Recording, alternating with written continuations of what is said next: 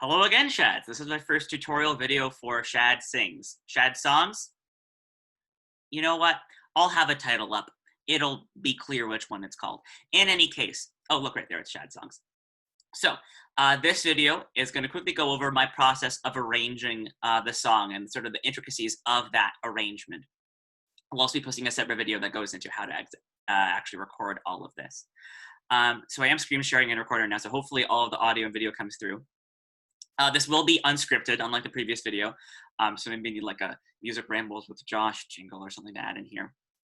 So let's dive right in. So this is an arrangement of the song Riptide. Like I mentioned, I chose this song for a couple of reasons. The most prominent being that if you play a strumming instrument with chords, this is perhaps one of the easiest possible songs that you can play.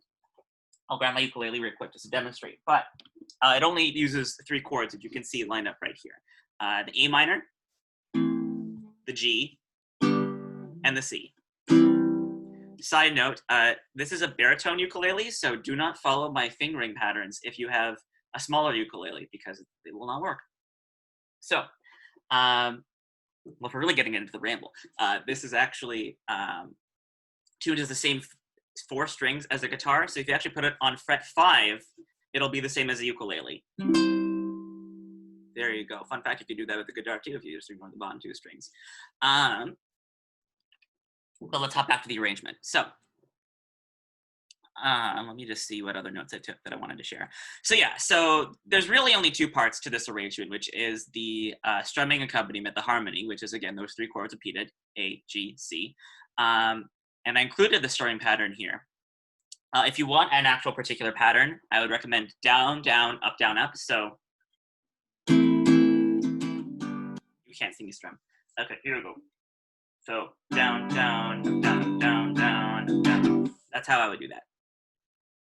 And that repeats basically throughout the entire song. There's one portion right at the end of the pre-chorus where it pauses for a moment. And it just lets that C chord ring. But then it promptly resumes. So again, really simple. The other part is the melody that is sung, and I've transposed that into 4 different voices here, but it is all the same melody. I was scared of dentists and the dark. So this is just in the bass clef. These 2 are in sort of the middle range of the treble clef. This one is in the upper range of the treble clef, so that you can sing it or perform it in whatever voice and clef is most comfortable to you. I say they are identical. I did actually add some harmony at one point. Again, in the pre-chorus, which is just appearing to be the most interesting part of the whole thing as far as this arrangement is concerned. So the tenor and the bass parts sing the sort of traditional melody. Now, for alto and soprano, singing that would actually take the sopranos out of range on the high end. And so I actually put them on the harmony that is also sung in the original track. Only difference being in the soprano, you'd sing the high C, and here as altos, you're singing the low C. Well, that's an A, not a C. I'm very sorry. Yes. What you'll also notice, just having looked at this, as far as liberties were taken with this arrangement, mostly faithful. A couple of places where I deviated. Most notably, I have put this in the key of C rather than the key of C sharp, purely because playing in C sharp is an absolute pain if you are an instrumentalist. It's not a good key for anybody. So you just took that down a semitone, and it's just so much easier. Y'all are welcome. There also, I have tried my best to adapt the rhythms that are present within and throughout here. There might be a couple of parts where it's slightly off. So I would definitely recommend giving this a listen rather than basing your performance solely based off of the original version or a different cover.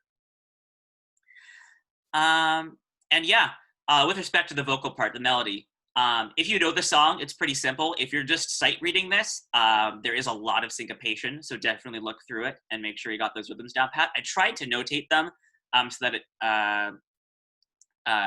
that individual notes never cross over the sort of beat threshold, it being in cut time. while also still making it legible. So for example, let's look here. Yeah. Like here we have eighth note, quarter, quarter, quarter, eighth note. I could have put this as a bunch of tight eighth notes, but that would be even just harder to read. So I switched that up. And so most of what you need as far as sheet music can be found in here.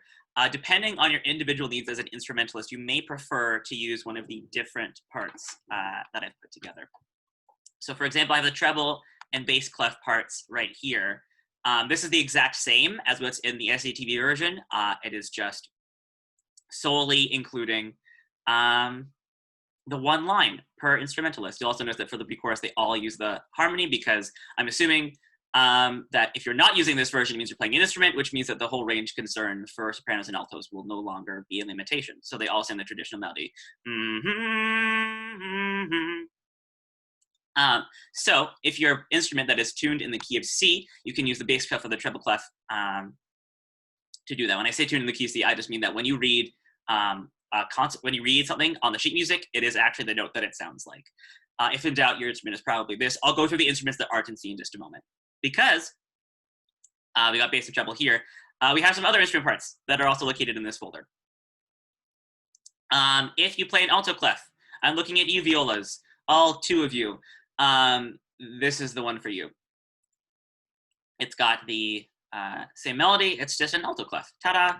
And then we have the ones that are for instruments that are not in C. We have B flat, E flat, and F. So B flat instruments include the B flat clarinet, the bass clarinet, the tenor sax, and the trumpet.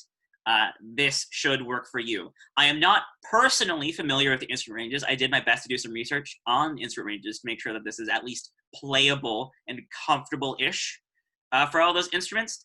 If it is not, or if any other part is not comfortable and you need me to transpose it to a different octave, please let me know. I'm happy to do that.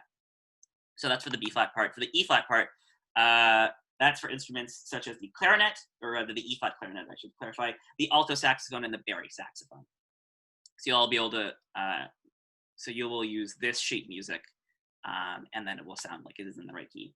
And finally, the F part, which is, I am, as far as I'm aware, just for the French horn. If we have a French player here, I would love for you to do this part. Riptide with a French horn, dream come true, right there. And that's all of the parts. You'll notice that for the two that I put out here, I did also include the chord symbols. That's so that you can use as lead sheets as you prefer. So if you want to play along and sing, for example, you can do that with these ones. Is there anything else that I would like to go over? I'll quickly explain the nature of the other files that I've listed here. I've already gone over all of the different parts. I do also have a couple of different tracks, which I will review. First of these is a click track. Hopefully the audio is working this time. 1 and 2 and 1 and 2, bar 1. So this is literally just a metronome backing track with me counting in certain important bars. So in just a couple of seconds, I'm going to count in bar 9. Bar 9. Yeah, so I do that. And basically what that allows me to do is you can actually put that, you can listen to that as you are playing. And it will allow you to sort of keep time with what is being played. So that way, when we put it all together, it's all actually synced together.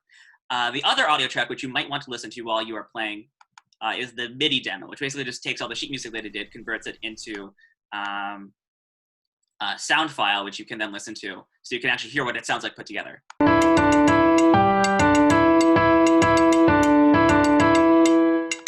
Yeah, so that's all the parts put together. The sort of in the background is meant to indicate the strumming pattern that you would be listening to or playing if you're playing a strumming instrument. And I did also split it up slightly so that if you want to sing or play the melody, you can also just listen to that track. And if you want to sing the harmony part, you know, the one that's exactly the same as the melody, but that goes, then you would put it, you listen to this one. So what you can do actually is if you take a program like Audacity and GarageBand, you can actually put both of these tracks in. If you align them so that the start of the track is the same for both of them, then it'll be completely aligned. I've put a 2-bar intro at the start of the click track and 2 bars of silence at the start of the Midi Demo. So you'll hear me go a 1 and 2 and 1 and 2 are 1. And then in the click track, and then both of them will start. So if you'd like to listen to the Midi Demo while you perform, which could be useful as far as just making sure that you're in tune with the rest of the digital performers, then that's useful. You don't have to use it. Definitely use the click track, though. That'll keep you in time. But I will go over all of the specifics of what needs to be done in order for you to record in my next video, which I'm planning on uploading at the same time, but I'll sign off anyway. Thank you guys so much. This has been a Music Ramble by Josh. If you have any questions, please feel free to shoot them my way. And until then, Josh rambles away!